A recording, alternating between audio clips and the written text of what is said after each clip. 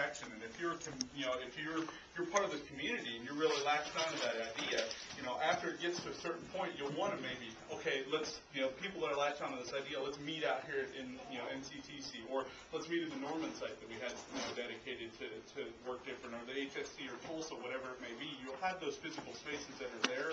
But for the most part, yeah, I see it operating in the virtual space until it gets enough traction that people want to actually, okay, let's go, this is bubble to the top, let's turn this into a service, and then those physical spaces will be there. And at that point, people, are ready to jump on and do that. They're not having that, I got to go to Norman, that thing. So.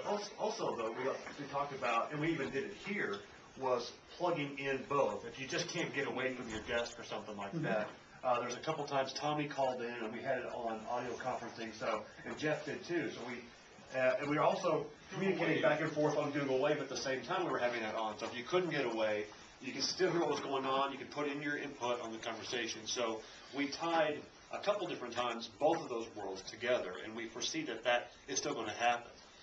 We don't know what the tools are yet we want to use for that, but those are just boundaries and pushbacks until we get there and figure that out.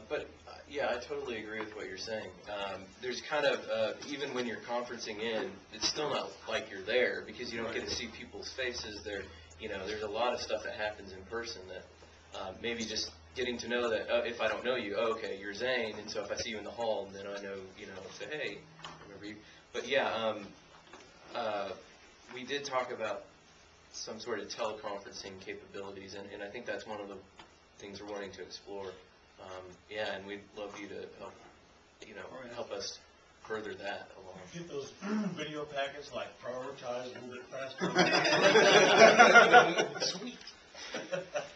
But obviously, okay, so the thing too, and this is what we feel about this good to great going into the work different thing is, last year we spent quite a bit of time talking, thinking, planning, but this is the year that's going to be action oriented. So talking about stuff is different than making them happen, and somewhere it has to get a start.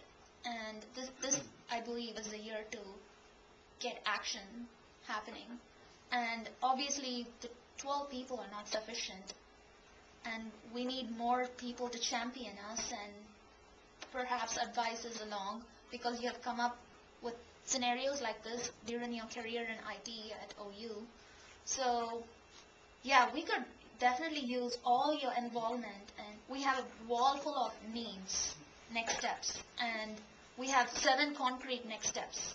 And if you could just say, I want to pitch into this, and I want to champion this, see it through. I want to involve my Good to Great team members, maybe cross-pollinate some people, and we would totally go for it. Because, yeah, the 12 people, I can speak for myself. I'm not capable of doing it all. And I'm not able, yeah, I know, I'm supposed to be a star. I'm sorry. I know.